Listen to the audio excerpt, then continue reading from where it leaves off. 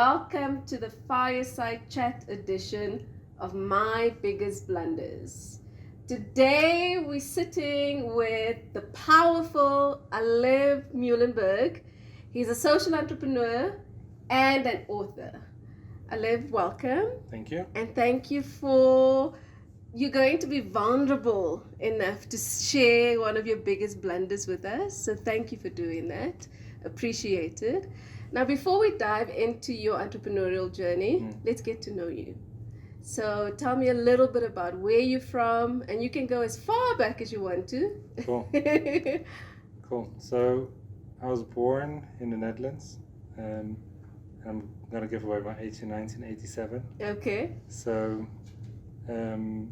grew up in a middle-class household, if you want to call it that. But very quickly got a sense that the world's an unequal place to be in. How early on was that? 7. Wow. So my mom, my mom and grandfather have always been quite inspirational to me. So my mom always used to go to help people with, she's a bookkeeper, so she used to help people with disabilities with their financial bookkeeping and stuff like that. So you already got to see in a quite early age that people from different backgrounds had different opportunities, right? Yeah.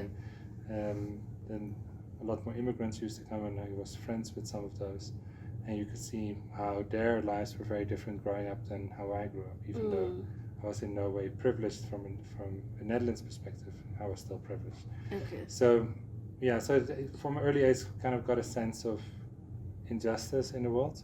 Okay. But sports was much more exciting than injustice, and it was also much more exciting than academia, particularly in high school. So I kind of cruised through high school, became an athlete for a while. So I played basketball semi-professionally for a while, and then I graduated really young. So it was me and my brother, and I graduated from high school when I was 15. I graduated from university when I was 19, and started my first business when I was 21.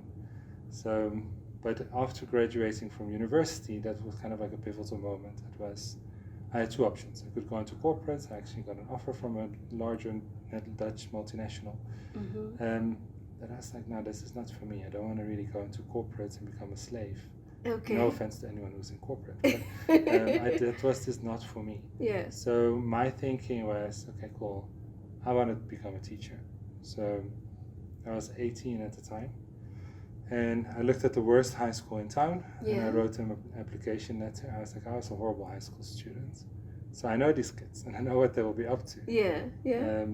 And a week later, I was teaching. So I was an economy and economics and sociology teacher. I did it for a year and a half, and then kind of had the idea to say, okay, cool. In the Netherlands, at least, everyone has the opportunity to go to school, and for me, education is quite pivotal when it comes to long-term growth and long-term equitable opportunities for people. So I was like, there are other places in the world where people don't have those opportunities. So I was young, so I wanted to go on an adventure. Okay. So I traveled through South America, ended up in the Amazon jungle of Brazil. Long story short, so a chief of a village there for river community asked me to build a school there. I said yes, after saying no initially, because it was horrible there. And went back to the Netherlands, quit my job, started Riza, and entrepreneurial journey had started. So in a nutshell, that's who I am. My background is I have 2 degrees. I have a master's in theology, and I have a honors in economics. And I'll start my doctorates in January in theology. So then, that's pretty much how my entrepreneurial journey started. That was about 15 years ago. In those 15 years, I've made a lot of blunders. So excited to unpack some of those. Alef, I always say that there's possibly 3 things that will quickly introduce you to you. Entrepreneurship, travel, and a relationship. Being in a relationship with another human being will quickly tell you who you are, right? So in terms of that, you've mentioned that you started your first business at 21. And then you went traveling. How did those 2 things, especially that early on in your young adult life, shape you, impact you? No, quite strongly, I would say. So, the first business I started was a non-profit, right? So it was out of the question of starting a school in the Amazon jungle. Yeah, and that was Riza. That was Riza. Yeah. So I started Riza, just asked a bunch of friends if they wanted to be on the board. First Blunder. But it actually was fine then, but it would be a Blunder now. But essentially started Riza, but it was so small that we were literally selling fat cooks and to raise funds, right? Fat cooks, doing ice skating courses, all kinds of stuff just to raise funds to build a school. So there was no way that I could draw a salary from that. And then I started my second business, which was a tutoring business called Upgrade Education. And Upgrade Education, I linked students from high schools who were struggling with subjects to university students who wanted to generate an income while being in university and being good at a particular subject. So then I would oversee them with having a teaching background. And that's how I was an entrepreneur for profit in the evening and an entrepreneur non-profit during the day. And that's a lot of fun. But I think it shaped me in a way that you gain confidence over time as an entrepreneur. Initially, especially as in a non-profit world, asking for money is very, very intimidating. And I remember the first guy who gave us money, a donation. I think it was 250 euros. I wish it was 250,000, but it was 250 euros. But it felt like it was 250,000 euros. Because it was a confidence booster. So especially being that young, and I was like, what do you know? You come out of university, you don't have any practical experience on how to run a business. But I had a drive, partly because I wanted to build something, but partly also because I wanted to prove something to myself and to other people that I could do this. Okay, so it sounds like from Riza, and at least you said you were doing one thing in the evening, one during the day. It feels like you've evolved into doing both at the same time as a social entrepreneur, right? What has been the major difference for you from being a social entrepreneur and being an entrepreneur? So I think my journey was the other way around, right? I started with a completely charitable mindset to say non-profit, and a non-profit should not have any salary expenses, etc., etc. But then over time I started to realize that there's a reason why charitable work and aid in an economic sense often don't move the needle sufficiently. They're good when it comes to emergency relief and those kind of scenarios. But for long-term economic growth in a country, a continent, or even a town or a community, it's not a solution. So we then started to develop economic models that underpin the programs that we would implement charitably initially. And then develop those into social entrepreneurial models. The major turnaround were two things actually. The one is we developed what we call the RISA cycle, which is a holistic development cycle, where we move from development to trades in order for the local community to be able to reinvest in themselves. And the second, which was probably more of an evident change, was what we call market creating innovations.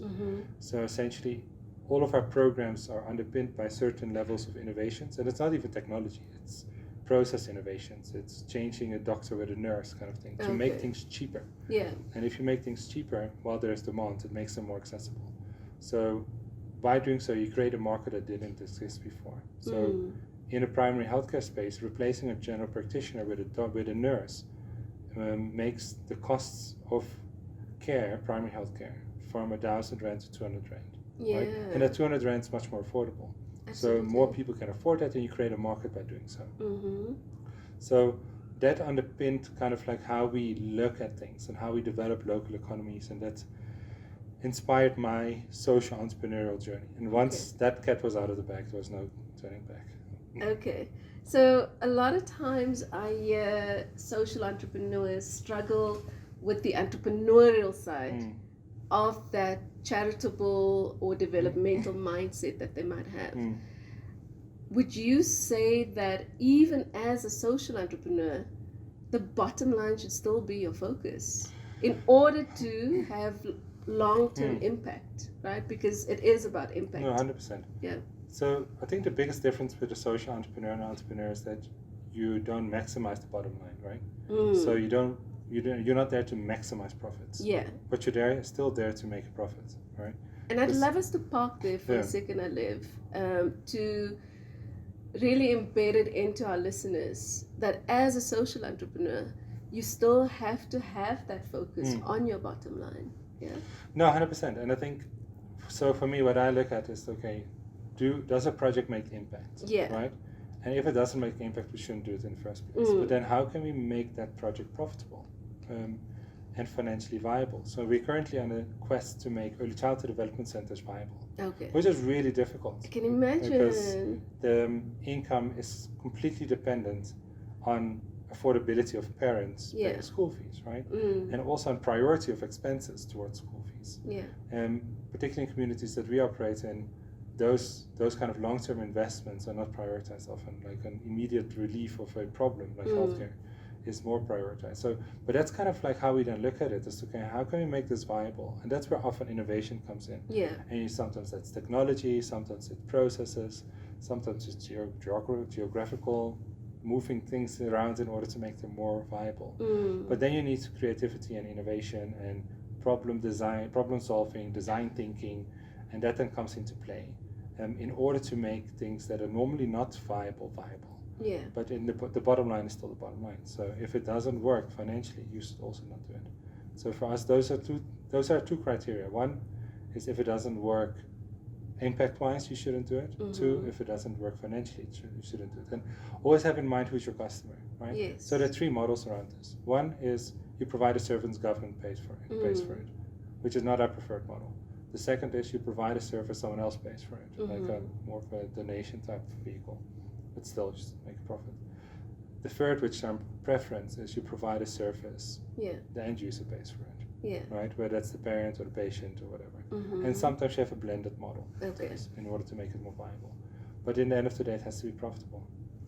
I love that we're having this conversation, Alef, and I know it's not necessarily blunder based, but I think for the social entrepreneurs that are listening to this episode, it's important to understand that yes, it is about the impact, but also it needs to be financially viable.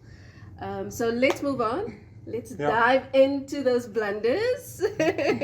Cool. So you want to share your first one? Yeah, no, I think it's a repeated blunder. Yeah, sometimes we have those, right? Yeah, no, I think my family heritage is from the north of Netherlands, and they are known to be incredibly stubborn. So I'm also known to be stubborn. Okay. So, it takes a long time to realize there's actually a blunder. But so when it kind of adds to what I described earlier. My strengths as an entrepreneur are around design thinking. Right? Okay. Innovation, design thinking, coming up with solutions that are not necessarily the obvious ones. Where my blunders normally sit is that the operations is not ready for that, right? So you have designed a program that no one is ready to implement. Okay. So, and it's cost us a lot of time, quite a number of times. And at some point I was like, okay, cool. We need to change this, because I was so far ahead with design thinking and didn't allow it to be practical operationally, that on paper it looked fantastic, right? And in a sales pitch it looks even better. But in operations you're like, I don't think we're ready for this. And it's happened a few times where it really bit us to say, okay, cool, we anticipated this outcome, but we went too fast. And we went too fast with the implementation of it without stress testing it in almost like a lean incubation type of way. We had a minimum viable product, but we didn't test that product.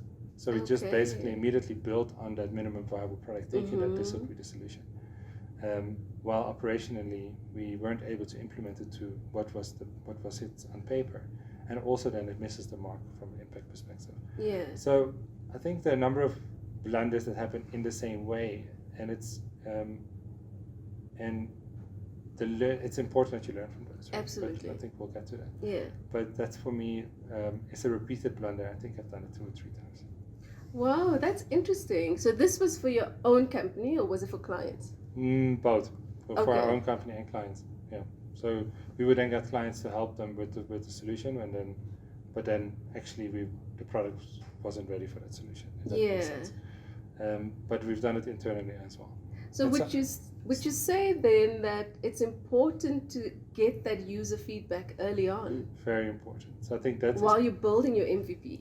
Exactly. So I think the moment you have an MVP, before make it bigger, stress test it. Yeah. And that's kind of one of our bigger lessons around this, because I think our initial programs where we adopted that design were successful. So we were like, okay, cool, we can just do this, right? So, and then a few other programs where there was additional regulation around it were not successful. And we really failed there. And for me, then we were starting to say, okay, well, how do we avoid this? Yeah. And the answer was really to say, okay, cool, let's stress test this earlier with a smaller group, get feedback from that group as to how is this meeting their needs. So one of the things that we've currently been doing that is we have an ECD financial product. So we provide loans to early childhood development centers. Okay. But we needed to stress test that with ECDs as to what is the affordability, what is the need for loans, right? And is it in smaller amounts, is it in infrastructure, bigger amounts? And it took us about 14 months, and I'm very impatient. So stubborn and impatient. Yeah, so it's not a good combination sometimes. So, yeah. But then you have to build in accountabilities that you don't go too fast. Yeah. So, and have people around you as an entrepreneur who are not like you. And I think that was a really big learning. Initially, you just get people who are like you, because it feels comfortable. But getting people who are completely not like you, who are as smart or even smarter than you, but who have very different psychometric profiles, is an important learning. I'd love us to park there, because this applies to social entrepreneurs. It applies to all entrepreneurs, right? It is so important to surround yourself with the right people. But both from a skill set perspective, I always say that it does take a village to grow your startup. It takes a village to grow your business. So important entrepreneurs, whether it's social or just entrepreneurship, to make sure, especially from a team perspective, right, Alef, that you appoint people that are smarter than you and possibly, like you said, have a different psychometric profile than you, because those different voices will add to you building something of significance. So I love the fact that you share that lesson. Anything else from that you want to share? I think as you go through your entrepreneurial journey, like as a startup, you need a different person to lead the business than in a growth phase, right? So what I often tell people is, I'm a really bad CEO, and I'm an even worse COO. Wow. And that's true, right? Where my strength set is in design of programs, in raising capital, in building relationships. Where my weaknesses is in the day-to-day operations of a business, right? So then you need to appoint people or work with people who have those things as strengths and who thrive in it. I'm like, for us in a team, it's really important to identify someone's superpower. So, and the more time they can spend nurturing and that superpower and spending time on that superpower, the more effective they're going to be, and the more they're going to enjoy their job. Yeah. If I am tagged down into daily operational activities for most of the time, it will kill me. It kills my creativity, it kills my innovation, it kills problem solving, and it frustrates. And I'm not even better at it than anyone else. So I'm like, why would I be the person having to do that just because I want a title? That doesn't make any sense. Yeah. So I think one of the things that for me I've learned over time in entrepreneurship is you have to be humble, and you have to learn what you are good at. You might actually be a fantastic CEO, but I'm not, right? So if I'm not a good CEO, then I should be comfortable with stating that fact. Absolutely. And I should also be comfortable with whatever role I then have in the organization. Yeah. And I think that took a long time to accept. I think about 8-9 years or so to accept that. How did you accept it? How did you get to a point of accepting it? I think the more confident you actually become with yourself, and that your own status and identity is not linked to a role, right? Ooh, that's powerful. For me, The moment, I think what a lot of people do, whether it's with work or with anything else, right? You lend your identity to something. So the more you become comfortable that your identity is not being a CEO or being this or being that or being whatever, the more okay you're going to be with accepting your own weaknesses. And I think that for me is really where this is for me, where I'm at. It's like, okay, we have appointed someone to be the local CEO, and I couldn't be happier for the guy because he's going to do a much better job at it than I am. So that's kind of what I think from an entrepreneurial journey is really, really important, is that you need to realize where you are at and what your role is in that point. Okay. You said something so powerful, Alef, that your identity cannot be tied to your role. If I may, what is your identity tied to? So, given that I've studied theology, right? Yeah, I heard so, that earlier.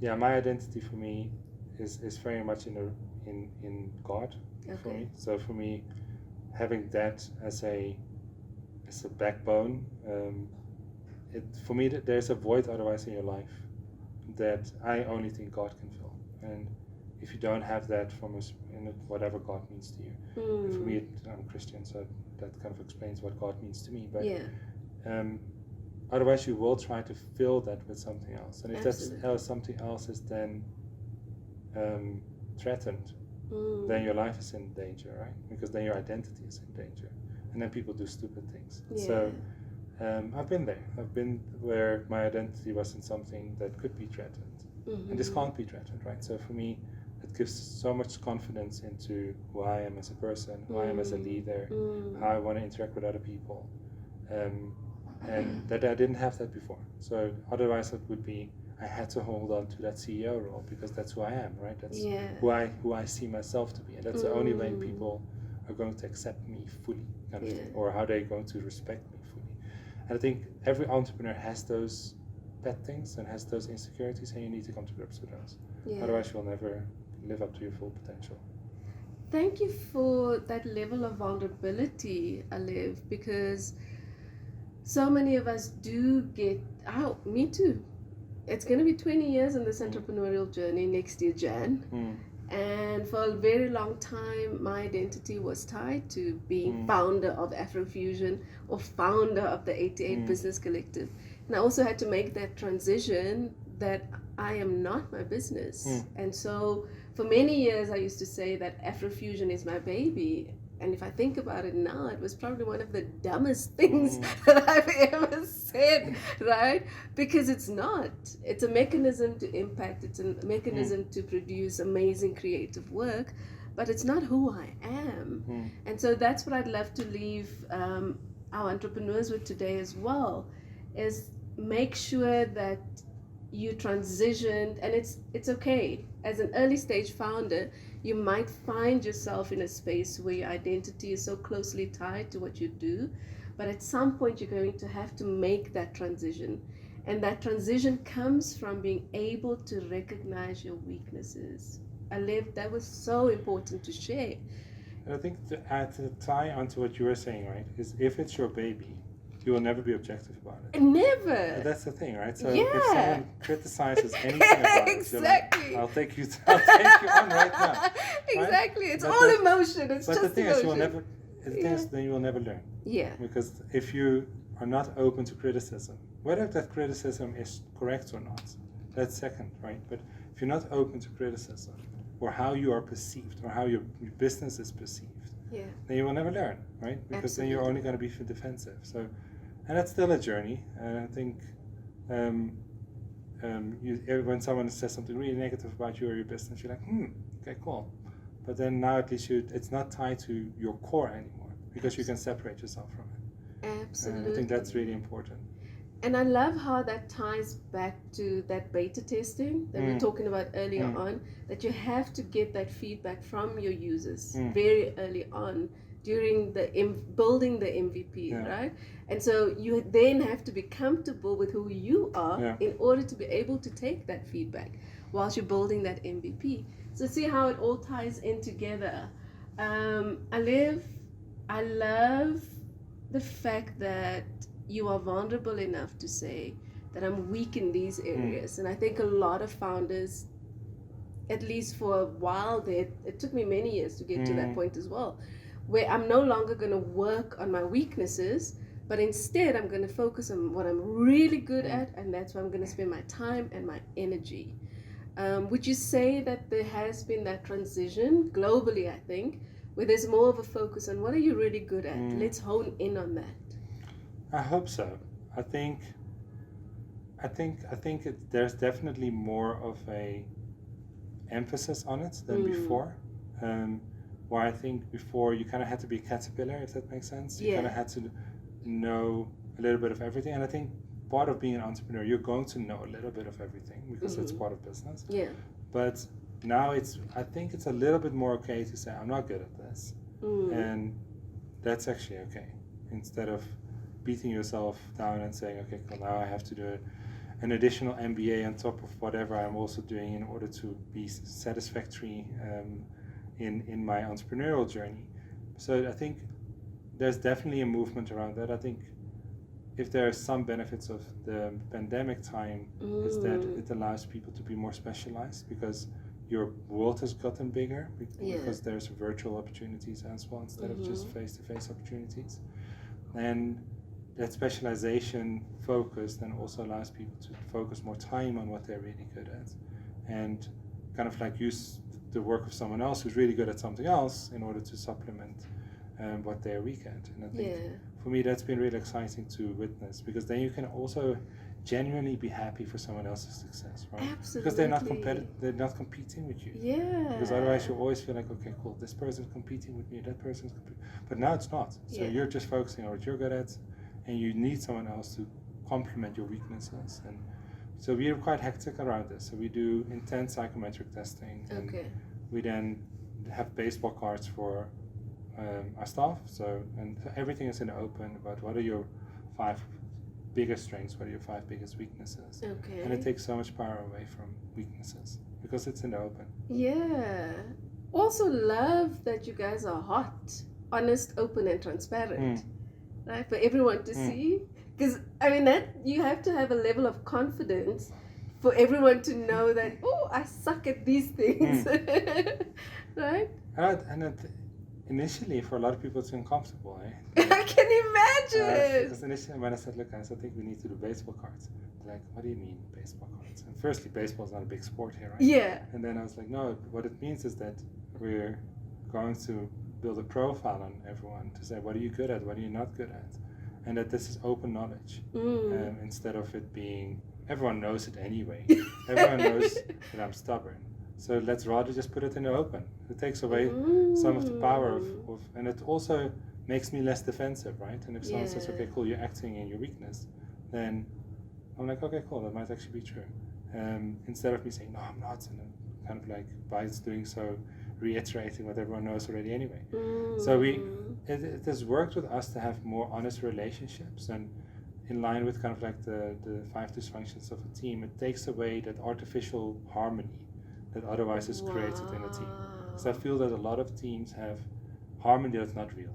Yeah. People are just too afraid to have honest conversations with each other because they feel that they will offend each other, they will feel that they're not comfortable with it. But in the end of the day, that harmony that exists, it's not real. It's a bubble. And it comes out, right? And it comes out in interactions or lack thereof. Yeah. So we've been quite radical in having those conversations, and they're very uncomfortable, especially in the beginning. I can imagine. But it's been an interesting journey as well.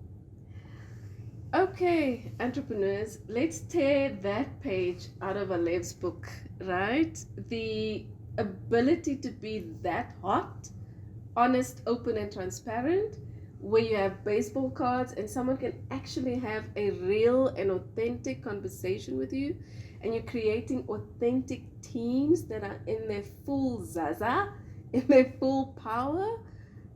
Wow, that's pretty powerful. And for me, I don't think that, especially in SA, we come across a lot of companies that are doing it at the level that you guys are, right? I think sometimes we, especially as entrepreneurs, tend to model old models.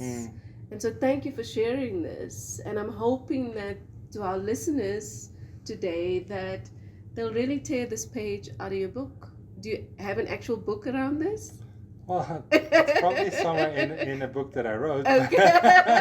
It must be somewhere. Okay. Yeah, but I don't think I actually wrote a book about this, but I'm passionate about these things. So that's probably where I like to influence businesses, right? Is to say, how do we interact with one another? How do we ensure, and that's what I read most about. So how do we ensure, kind of like naturally navigate towards, how do we ensure that we don't have the typical hierarchical top-down approach?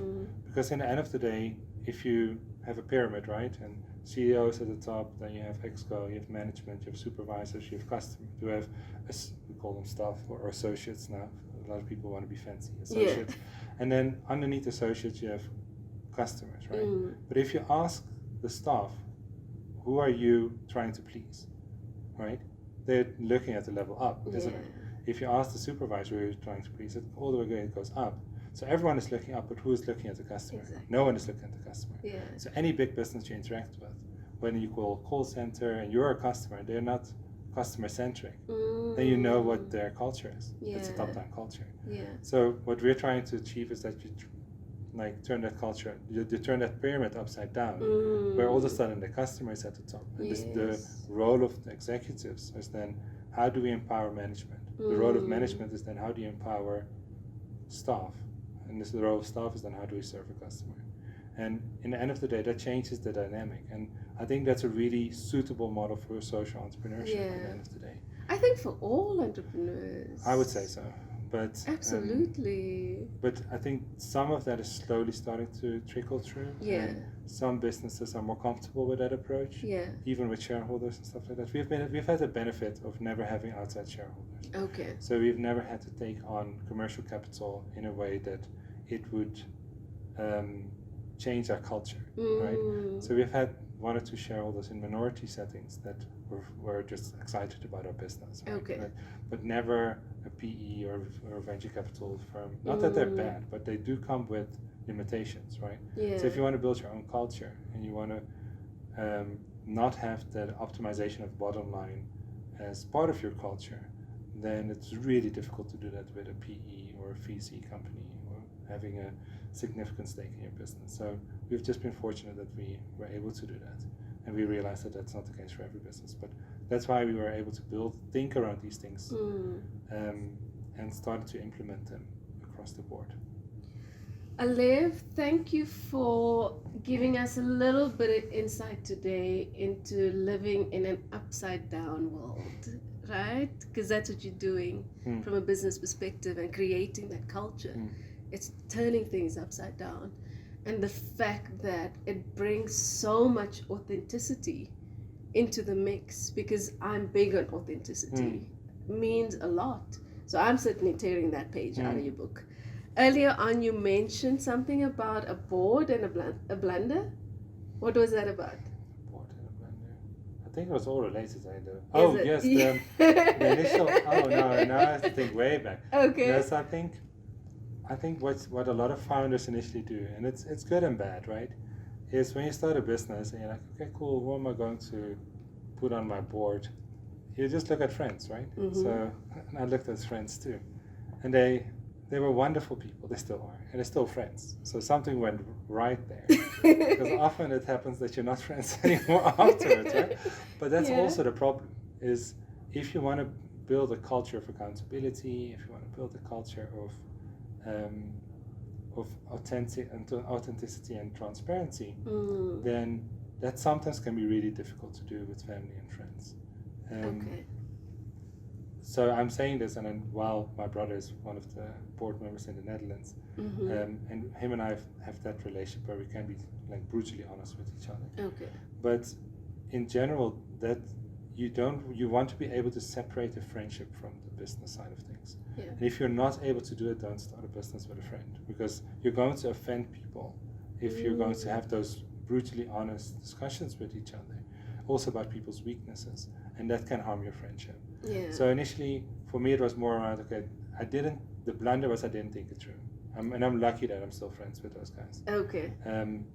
But thinking through who you want on your board, who you want as mentors, and be open enough to have mentors. Because I was too insecure to have a mentor initially. I was just like, okay, cool. If he's going to tell me that I need to do A, B, C, or D, and I want to do it another way, and I'm not open for that. Okay. Right? So, How old were you? I was 21. Okay. So those things are important to think through. Yeah. Is to say, who do you ideally want to have on your board? Who do you want to have as mentors? And what do you want to learn from them? Yeah. And those things are important. And also just like, if someone asks me to mentor them, and it happens relatively often, I'm like, look, if you want me to mentor you, you're gonna have to do homework. Yeah. If you don't come and commit to this, I'm not gonna mentor you. So the opposite is also true. You know, if you're a mentor, you need to be equally cautious about who you work with. But it's just thinking things through. Absolutely. And besides being stubborn, and I don't remember what the other thing was, I'm also impulsive. So I normally am impatient, impulsive, and stubborn. So a really nice mix. But in essence, so my impulsivity has added to some of these decisions, making them too quickly. Okay. But by realizing those things and putting measures in place. So, for example, in our business, I'm not allowed to sign a document without someone who's less impulsive having checked it. Okay. Because I normally just check the numbers, right? So I'm like, okay, cool. We need to reach so many people. This is the money. Okay, cool. I'll sign it. When things go wrong, then contracts become really important, right? Yeah. So we normally have it now checked by people who are a lot more detail oriented and a lot more thorough and less impulsive. And then when they say give them a go ahead, then I can sign it. Okay. So you can have practical things in order to mitigate some of your own weaknesses as well. But around the board, it was just friends and family, and that's normally not the best solution. But also, I think you need to have a very high level of self-awareness, right? To be able to firstly identify those weaknesses and then practically put things in place to mitigate your impulsivity, your stubbornness, your impatience, right? There's a level of self-awareness that has to be there. Where did that come from for you? I think partly because I'm very observant, right? And I always want to learn. Yeah. So the more feedback you get, then the more self-aware you naturally become. Also, I can't hide. I'm very, very tall. So naturally, when you can't hide, you become a little bit more self-aware, right? Okay. So I think part of it was that self-awareness. Okay, cool. If you are tall, you're going to come, especially in a country with our racial history, right? I'm tall and white, and I have an accent. So you're going to come across in a specific way. And my serious face is not a nice, it's normally a very serious face. So it can be scary for people, so it can be intimidating. So you need to be aware of how you come across from a physical perspective, how you come across in interactions with others. I can come across distracted, so I need to be aware of that. So it's just things that if you're aware of it, you can do something about it. And also then you can have empathy for when people think of you in a certain way, when they meet you the first time and don't know you. So I think for me, that's just something I've always been interested in, is to say, how can I be authentic, be myself, but at the same time not come across as something I don't want to be coming across as. Because that it's not what I think I am. So it's something that I often play with in my mind. So it just naturally happens. It's not something that I consciously do. Okay. And to our listeners, there's obviously a difference between being self-conscious, because you can be self-conscious about your height and all of the things that you've mentioned, right? And then there's self-awareness. And it's in the self-awareness space that you get to be hot, open, and transparent. You get to be authentic. You get to stay in your Zaza while also showing up very well for other people and other human beings, right? Yeah, I think that's a very good differentiation. I think around the self-awareness particularly is how bad do you want what you do to make the impact that you want it to make. And then are you the right person in a particular role? And for me, that was the CEO role. Yeah. To get that done. And if that answer is no, then you need to make a change. Yeah. So that was one thing for me. And the other thing that I normally do every morning is to say, if I was going to die today, right, is what I'm going to do today going to be a worthwhile last day? And if that answer, and you can't have that, you can't say yes every day, right? Because that's silly, because that's not true. Okay. But if the answer is consistently no, then you're also doing something that's really not your purpose, right? So if it's about 50-50 for me, then I know that I'm doing something that I'm excited about, that I feel I'm living in my purpose. But if I've sometimes had to make radical changes, because for 6 months I was like, okay, cool, I actually would hate this as to be my last day, because I would be absolutely bored out of my brain, or I would be super frustrated, or whatever it is. So I think being cognizant of where you are in life and what you want to achieve with your life, and be mindful of your own mortality, are important things to be aware of. Wow. Alef, you have given us so much, from being heart open and transparent to social entrepreneurs needing to focus on, yes, you need to have an impact, but also still focus on your profitability. You have given us a differentiator between self-consciousness and self-awareness. And then you are turning things upside down from a culture perspective, right? So you haven't just shared 2 of your biggest blunders, but you have certainly left our listeners and left the entrepreneurs with tons to mull over. So thank you for coming through. You are an author, so the names of your books and where is it available? So the book I wrote myself is available at Exclusive Books and online, and most of the online retail outlets. It's called The Overcomers. It's a half philosophical book, because I'm pretty philosophical. Okay. But it's mainly about 10 entrepreneurs that were impacted by the 2021 looting. So they were all looted, lost everything. Wow. And this story, the first chapter in each story is about their story. So it's a story that otherwise never would be told, right? So I was just speaking to Ross about one of them who has now done a decent job of promoting himself on social media. But so their stories is the first chapter, and what happened during the looting and how they got back on their feet, right? Which shows part of the resilience that I think we have as a nation, that is often underestimated. The second part is then a lesson. So the one is a go-getter, the other is a philosopher, the other is a risk taker, and they all have a unique feature about them that come out in an interview that I had with them, and then I gave a lesson about them. So that book is called The Overcomers. Okay. It's still available in Exclusive Books. And I recently contributed a chapter. That book just came out. It's not my book, but I contributed 1 chapter out of the 46. Okay. Which is called the book Every Entrepreneur Has to Read. It's a very modest title, because every entrepreneur has to read it.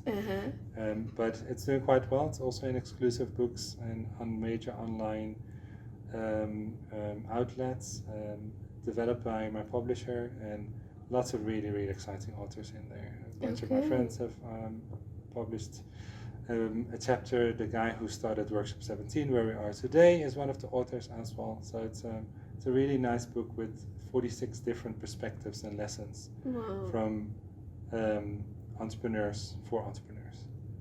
So those are 2 books that I have contributed to. Okay, so ladies and gentlemen, go get the books. Alef, thank you so much for sharing your journey, your origin story, your blunders, but so much more. You've left us with tons to think about today. So thank you. Thank you. Appreciate it. Thank you to the listeners as well.